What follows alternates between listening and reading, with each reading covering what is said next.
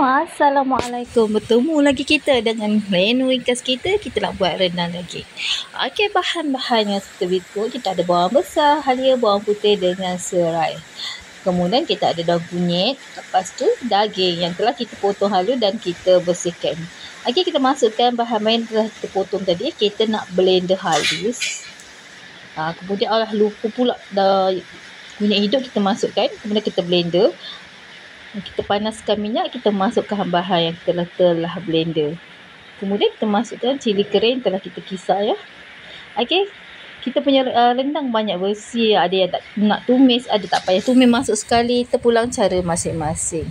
Okey, kita punya cili semua dah masak. Kita masukkan daging yang telah kita potong kecil-kecil tu supaya kita nak cepat masak.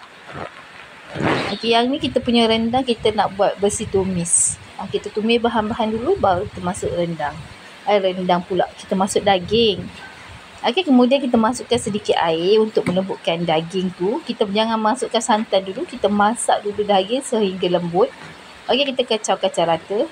Ada banyak versi untuk buat rendang.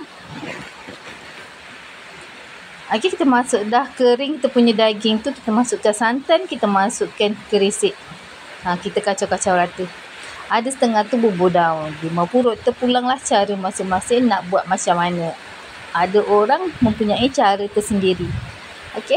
Kemudian kita masukkan asam keping sedikit. Kita biarkan. Kemudian kita masukkan garam sebab perasa dan sikit gula sesuai selera masing-masing. Okey, kita tumis sehingga kering. Kita punya daging dah lembut, nak masak. Kemudian kita masukkan daun kunyit yang telah dipotong halus. Kemudian kita kacau-kacau rata. Kita bolehlah tutup api. Kita masuk dah kunyit, kemudian kita kacau, kita tutup api. Okey, dah siap kita punya rendang daging. Makan dengan pulut kuning. Allah, sedapnya. Okey, selamat mencuba.